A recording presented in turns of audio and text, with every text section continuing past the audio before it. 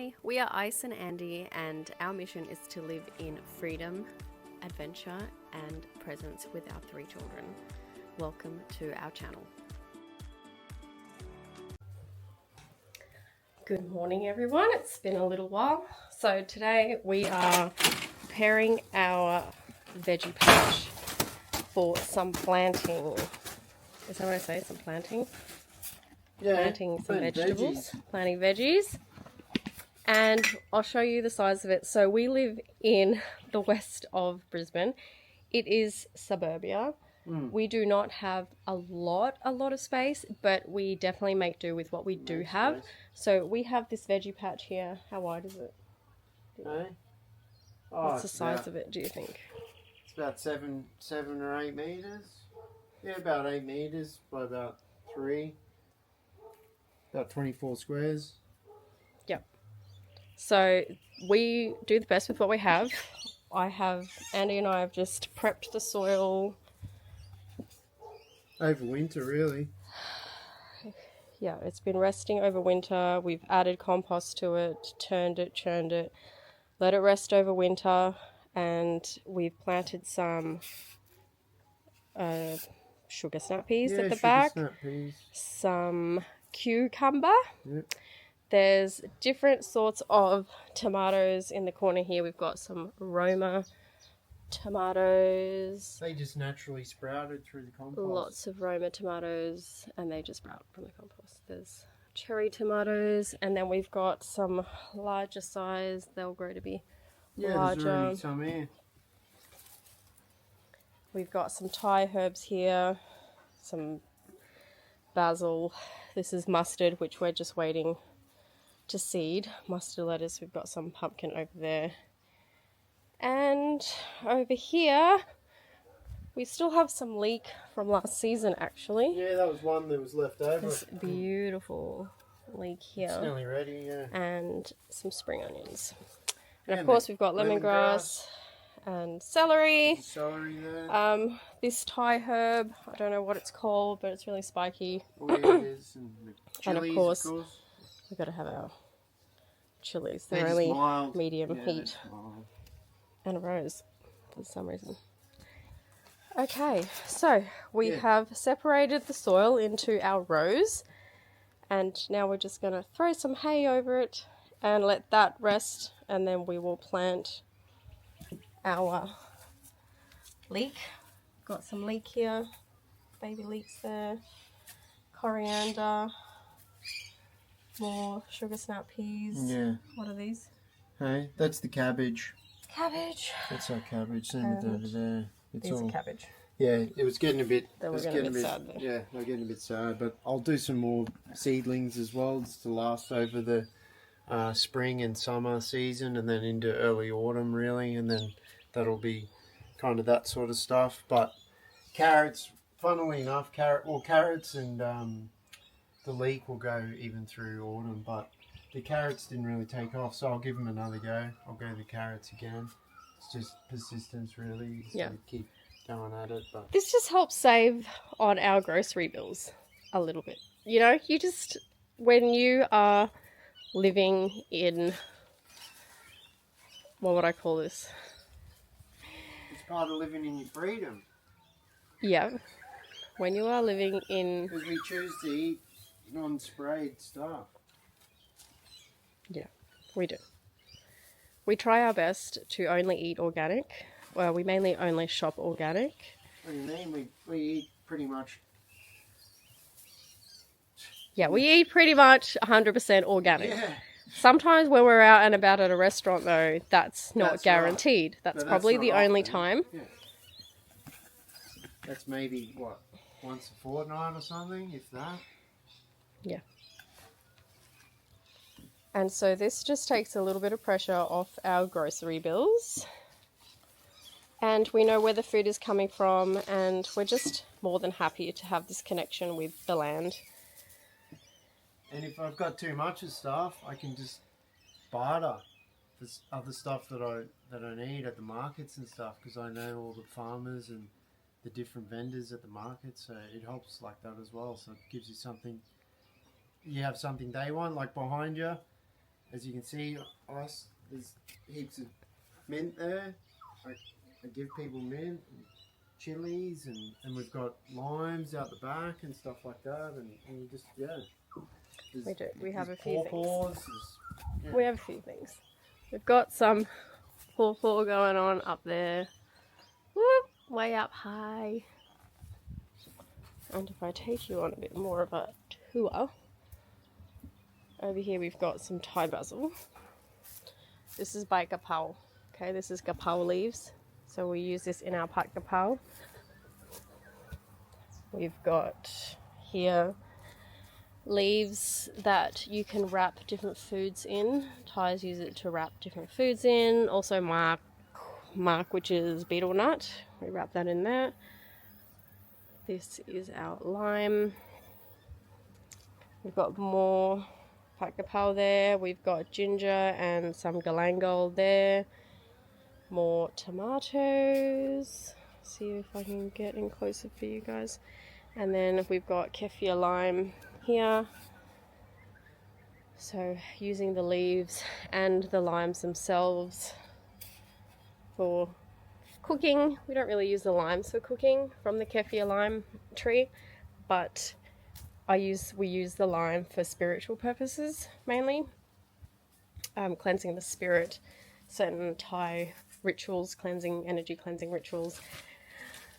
Yeah, so that is what we like to do on a Saturday morning when we can. And it's just really nice to see your own vegetables grow, let's be honest. Like, it's so nice to see the carrots doing really well. Yeah, and the kids were out here and they come out and they get involved with this, so it's a good way to teach your kids and you know, because at the end of the day the disconnection is that with people, with all the technology and stuff, it's easy to be distracted. There's lots of things, there's lots of shiny things to distract you, but we just try and, I guess, lead by example and show our kids as well that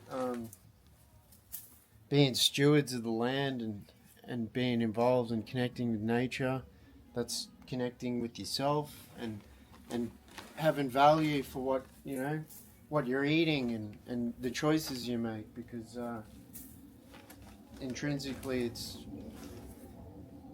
you're putting your value, what you think it's worth, into your efforts in stewarding the land and raising your crops and stuff. So we don't spray anything, we let the bugs do their thing. It's always a give and receive, so you're giving a little bit to the bugs really.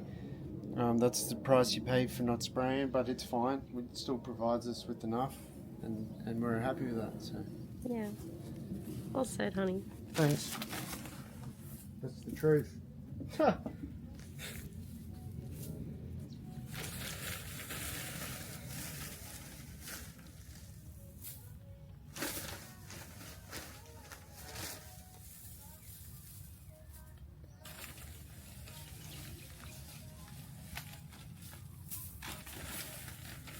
Just because you don't have a quarter of an acre or an acre, you know, if you have just a little bit of space, Mate, you can, it's just enough. Yeah. Like, it's just enough for us to make a small impact.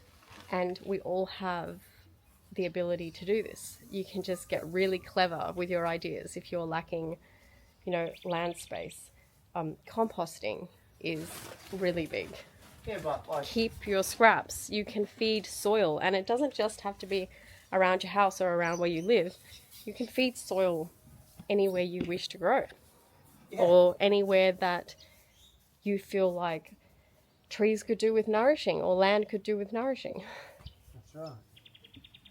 But this is just what we can do right now while we are here in a suburban space to connect with the land and free ourselves from fully relying on what?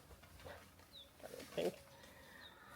Just fully relying on the supermarkets.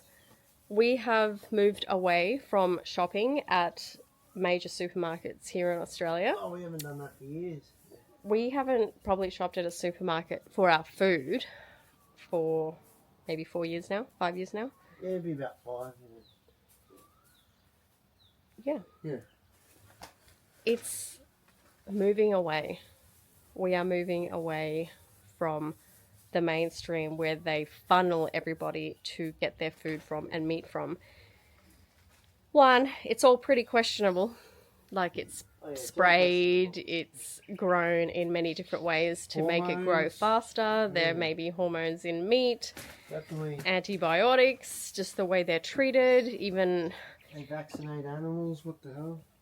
the way that they're raised, not in, you know, the animals are just unhappy. Pretty cruel. And it is cruel. And then you bring that energy into your own bodies. Low Like, vibration. I wouldn't want to eat the meat from a pig that has been in a pen, unable to move its entire life.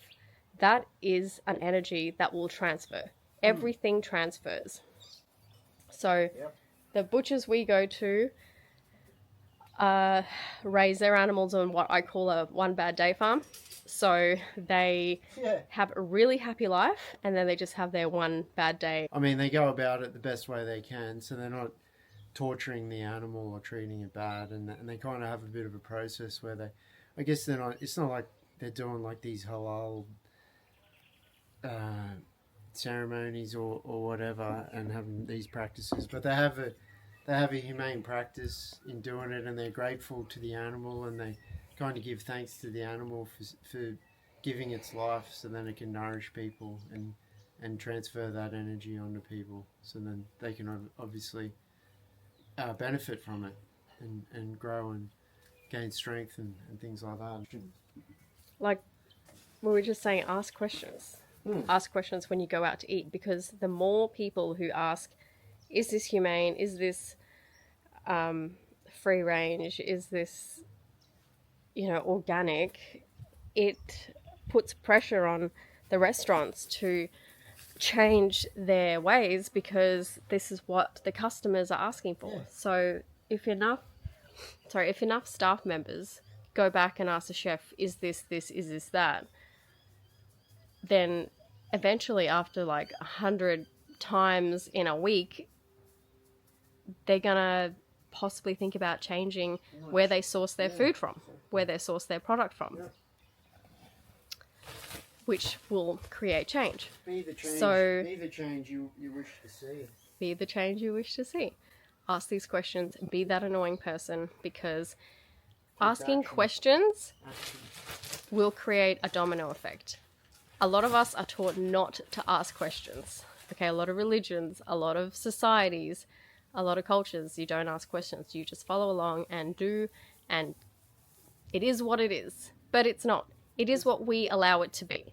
So if we ask questions, we can encourage change to happen.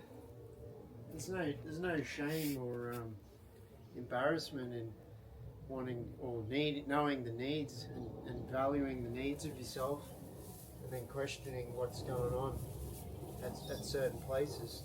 If that means, you know, it's better for you to match your values and your needs. Like that's what's necessary. So. Food for thought. Food for thought, peeps. No?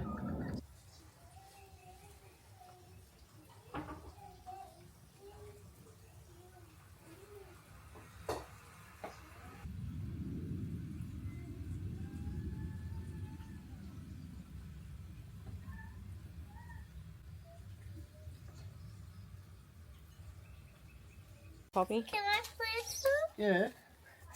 You can plant some. Look. Hang on, just wait a sec. Wait for Dad's Got to instructions. dig under it. You just dig your finger under it. Here, look. Can I do one? Yeah. Like, Dig your finger under it, and then look, pick it up by the roots. That's it, Yeah. Poppy. Then come over here. Put it in here. There you go. Yep. Put the soil over. Tuck it in like you're putting it to bed. Yeah, that's it. Literally putting it to bed. Literally. Make it nice and snug. There you go. And then we put hay around it like a blanket. There you go. Put some hay around. Not on it. Not on it. Around it. Look, you're squashing. Just around it, darling. What do you got to like put it around so it holds all the moisture can I do in. this one? Hang on, hang on. Don't do this one. Hang on, we don't move on to the next one until we finish this one. So that's about there. So then make a little hole.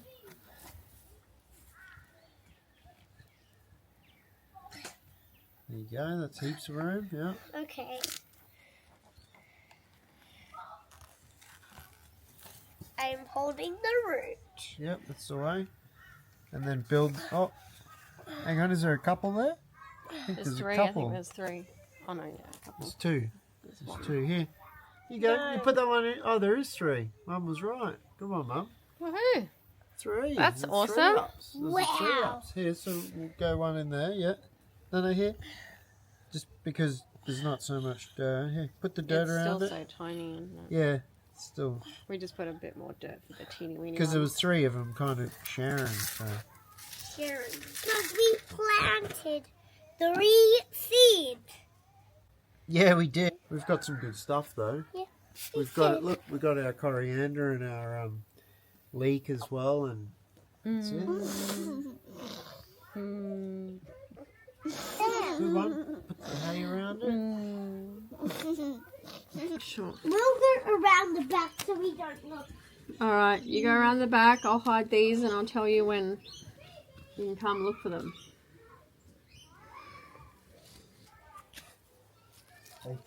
They came to plant about 2 or 3.